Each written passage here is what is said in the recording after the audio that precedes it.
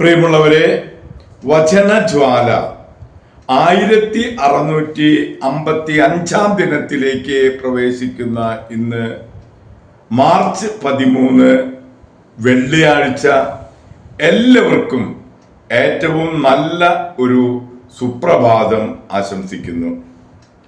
50 നോമ്പിന്റെ 27-ാം ദിവസത്തിലേക്ക് പ്രവേശിക്കുന്ന ഇന്നത്തെ വചനവായനയിൽ ജെറേമിയായുടെ പുസ്തകം 30-ാം അധ്യായം 1 മുതൽ 24 വരെയുള്ള തിരുവാക്യങ്ങളാണ് നാം ശ്രവിക്കുക. രക്ഷയുടെ വാഗ്ദാനം. കർത്താവിൽ നിന്ന് ജെറേമിയായ്ക്കുണ്ടായ അരുളപ്പാട്. ഇസ്രായേലിന്റെ ദൈവമായ സൈന്യങ്ങളുടെ കർത്താവ് അരുളി ചെയ്യുന്നു, ഞാൻ നിന്നോട് പറഞ്ഞതെല്ലാം ഒരു പുസ്തകത്തിൽ എഴുതുക. എന്തെന്നാൽ എൻ്റെ ജനമായ ഇസ്രായേലിന്റെയും യൂദയായുടെയും സുസ്ഥിതി പുനഃസ്ഥാപിക്കാനുള്ള ദിവസം വരുന്നു. കർത്താവ് അരുളി ചെയ്യുന്നു, അവരുടെ പിതാക്കന്മാർക്ക് ഞാൻ കൊടുത്തിട്ടുള്ള ദേശത്തേക്ക് ഞാൻ അവരെ തിരിച്ചു കൊണ്ടുവരും. അവർ അത് സ്വന്തമാക്കുകയും ചെയ്യും. കർത്താവാണ് ഇത് പറയുന്നത്. ഇസ്രായേലിനെയും യൂദയായെയും കുറിച്ച് കർത്താവ് അരുളി ചെയ്ത വചനങ്ങൾ ഇവയാണ്. കർത്താവ് അരുളി ചെയ്യുന്നു, ഇതാ ഒരു സ്വരം, സമാധാനത്തിൻ്റെതല്ല, ഭീതിയുടെയും സംഭ്രമത്തിന്റെയും നിലവിളി. പുരുഷന് പ്രസവവേദനയുണ്ടാകുമോ എന്ന് ചോദിച്ചറിയുവിൻ. ഊറ്റുനോവ് പിടിച്ച സ്ത്രീയെപ്പോലെ പുരുഷന്മാരെല്ലാം നടുവിന് കൈകൊടുത്തു നിൽക്കുന്നതും എല്ലാ മുഖവും വിളറിയിരിക്കുന്നതും ഞാൻ കാണുന്നത് എന്തുകൊണ്ട്? മഹത്വം അതുല്യമാണ് ആ ദിവസം.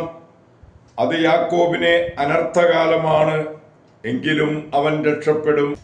സൈന്യങ്ങളുടെ കർത്താവ് അരുളി ചെയ്യുന്നു, അന്ന് ഞാൻ അവരുടെ കഴുത്തിലെ മുഖം തുകർക്കും, കെട്ടുകൾ പൊട്ടിക്കും. വിദേശികൾ അവരെ അടിമകളാക്കുകയില്ല. അവർ തങ്ങളുടെ ദൈവമായ കർത്താവിനെയും അവർക്ക് വേണ്ടി ഞാൻ അയക്കുന്ന ദാവീദ് രാജാവിനെയും സേവിക്കും. കർത്താവ് അരുളി ചെയ്യുന്നു, ആകയാൽ എൻ്റെ ദാസനായ യാക്കോബേ, നീ ഭയപ്പെടേണ്ട, ഇസ്രായേലെ നീ വിസ്മയിക്കേണ്ട.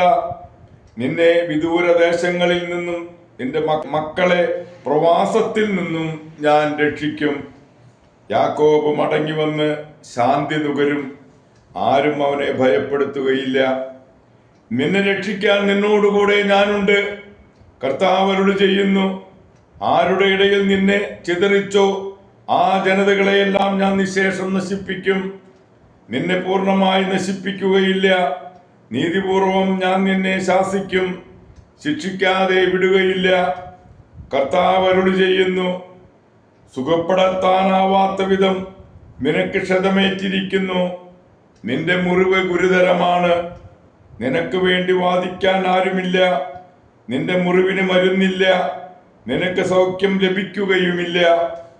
നിന്റെ സ്നേഹിതരെല്ലാം നിന്നെ മറന്നിരിക്കുന്നു. അവർ നിന്റെ കാര്യം അന്വേഷിക്കുന്നതേയില്ല. എന്തെന്നാൽ നിന്റെ അസംഖ്യം അകൃത്യങ്ങളും ഘോരമായ പാപങ്ങളും നിമിത്തം ക്ഷതമേൽക്കുന്ന ശത്രുവിനെ പോലെയും ക്രൂരമായി ശിക്ഷിക്കുന്നവനെ പോലെയും ഞാൻ നിന്നെ മുറിപ്പെടുത്തിയിരിക്കുന്നു. നിന്റെ വേദനയെ ചൊല്ലി എന്തിനു നിലവിളിക്കുന്നു? നിന്റെ ദുഃഖത്തിന് ശമനമുണ്ടാവുകയില്ല. എന്തെന്നാൽ നിന്റെ അകൃത്യങ്ങൾ അസംഖ്യവും നിന്റെ പാപങ്ങൾ ഘോരവുമാണ്. ഞാനാണ് ഇവയെല്ലാം നിന്നോട് ചെയ്തത്. അതിനാൽ നിന്നെ വധിക്കുന്നവരെല്ലാം വധിക്കപ്പെടും. നിന്റെ ശത്രുക്കൾ ഒന്നൊഴിയാതെ പ്രവാസികളാകും. നിന്നെ കൊള്ളയടിക്കുന്നവർ കൊള്ളയടിക്കപ്പെടും. നിന്നെ കവർച്ച ചെയ്യുന്നവർ ഞാൻ അവരെ കവർച്ചയ്ക്ക് വിധേയരാക്കും. ഞാൻ നിനക്കും വീണ്ടും ആരോഗ്യം നൽകും, നിന്റെ മുറിവുകൾ സുഖപ്പെടുത്തും. കർത്താവ് അരുളി ചെയ്യുന്നു, അവർ നിന്നെ ഭ്രഷ്ട എന്നും ആരും തിരിഞ്ഞു നോക്കാത്ത സിയോൻ എന്നും വിളിച്ചില്ലേ? കർത്താവ് അരുളി ചെയ്യുന്നു, യാക്കോബിന്റെ കൂടാരങ്ങളുടെ പാകതയും ഞാൻ പുനഃസ്ഥാപിക്കും. അവരുടെ വാസസ്ഥലങ്ങളോട് ഞാൻ കാരുണ്യം പ്രകടിപ്പിക്കും. നഗരം വീണ്ടും നാശക്കൂമ്പാരത്തിൽ നിന്നും വീണ്ടും പണിപ്പെടും. കൊട്ടാരം അതിൻ്റെ സ്ഥാനത്ത് തന്നെ വീണ്ടും ഉയർന്നു നിൽക്കും. അവയിൽ നിന്ന് കൃതജ്ഞതാ ഗീതങ്ങളും സന്തുഷ്ടരുടെ ആഹ്ലാദാരവും ഉയരും. ഞാൻ അവരെ വർദ്ധിപ്പിക്കും, അവർ കുറഞ്ഞു പോവുകയില്ല. ഞാൻ അവരെ മഹത്വമണിയിക്കും, അവർ നിസ്സാരരാവുകയില്ല. അവരുടെ മക്കൾ പൂർവ്വകാലത്തേതുപോലെയാകും. അവരുടെ സമൂഹം എൻ്റെ മുൻപിൽ സുസ്ഥാപിതമാകും. അവരെ ദ്രോഹിക്കുന്നവരെ ഞാൻ ശിക്ഷിക്കും. അവരുടെ രാജാവ് അവരിൽ ഒരാൾ തന്നെയായിരിക്കും. അവരുടെ ഭരണാധിപൻ അവരുടെ ഇടയിൽ നിന്ന് തന്നെ വരും. എൻ്റെ സന്നിധിയിൽ വരാൻ ഞാൻ അവനെ അനുവദിക്കും. അപ്പോൾ അവൻ എൻ്റെ അടുക്കൽ വരും. അല്ലാതെ എന്നെ സമീപിക്കാൻ ആരാണ് ധൈര്യപ്പെടുക?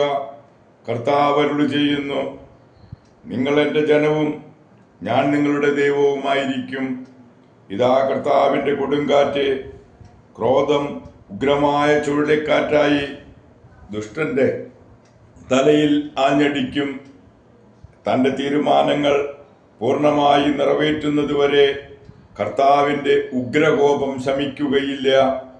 അവസാന നാളുകളിൽ നിങ്ങൾ അത് ഗ്രഹിക്കും. ദൈവത്തിൻ്റെ തിരുവചനമാണ് നാം ശ്രവിച്ചത്. പ്രിയമുള്ളവരെ, ആഗോള കത്തോലിക്ക സഭയിൽ ഇന്ന് വിശുദ്ധ എവുഫ്രാസിയായെ അനുസ്മരിക്കുന്ന പൊൻസുദിനം. കോൺസ്റ്റാന്റിനേപ്പാളിലെ തെയോഡോഷ്യസ് ചക്രവർത്തിയോട് അടുത്ത ബന്ധമുണ്ടായിരുന്ന ആന്റിഗോന്യൂസ് എന്ന പ്രഭുവിന്റെ മകളാണ് എവുഫ്രാസിയ. അമ്മയുടെ പേരും എവുഫ്രാസിയ എന്നായിരുന്നു. ആന്റിഗോന്യൂസ് നേരത്തെ മരിക്കയാൽ വിധവ ഈജിപ്തിൽ പോയി ഒരാശ്രമം സ്ഥാപിച്ചു. ആശ്രമവാസികൾ 130 പേർ ഭക്ഷിച്ചിരുന്നത് സസ്യങ്ങളും പയറും മാത്രമായിരുന്നു. ടാപ്പിസ്റ്റ് ഭാഗങ്ങളെപ്പോലെയായിരുന്നു അവരുടെ ജീവിതം. 7 വയസ്സുള്ളപ്പോൾ തന്നെ എവുഫ്രാസിയ അമ്മയോട് ഈ ആശ്രമത്തിൽ തന്നെ ചേർക്കണമെന്ന് ആവശ്യപ്പെട്ടു. ആനന്ദതന്തുലയായ മാതാവ് മകളെ മഠാധിപയുടെ അടുക്കൽ കൊണ്ടുവന്നു. മഠാധിപ ക്രിസ്തുനാഥന്റെ ഒരു ചിത്രം അവളുടെ കയ്യിൽ കൊടുത്തു.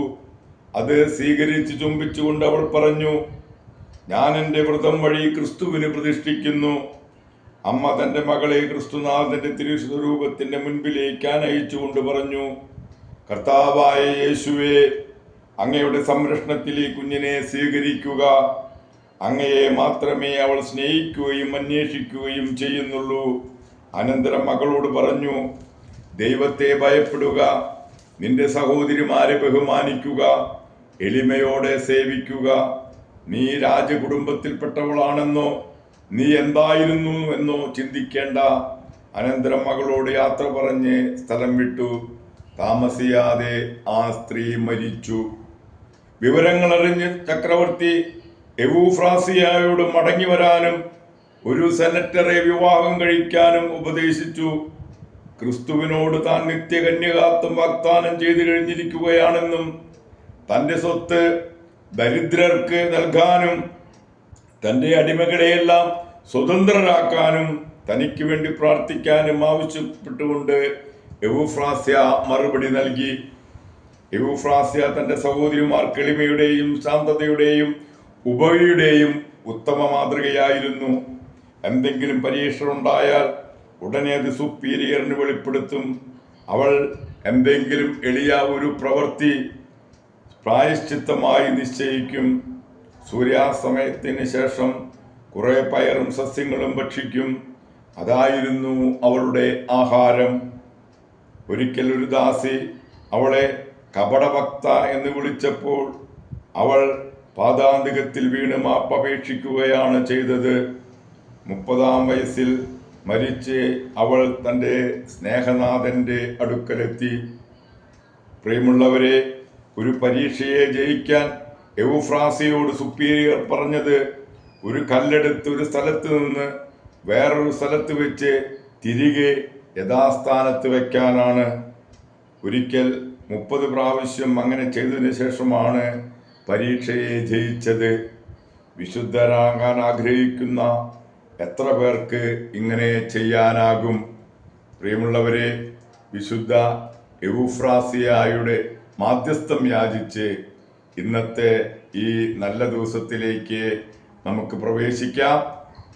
ദൈവം നമ്മെ ഓരോരുത്തരെയും സമൃദ്ധമായി അനുഗ്രഹിക്കട്ടെ. എല്ലാവർക്കും നല്ല ഒരു വെള്ളിയാഴ്ച ദിവസം ആശംസിക്കുന്നു.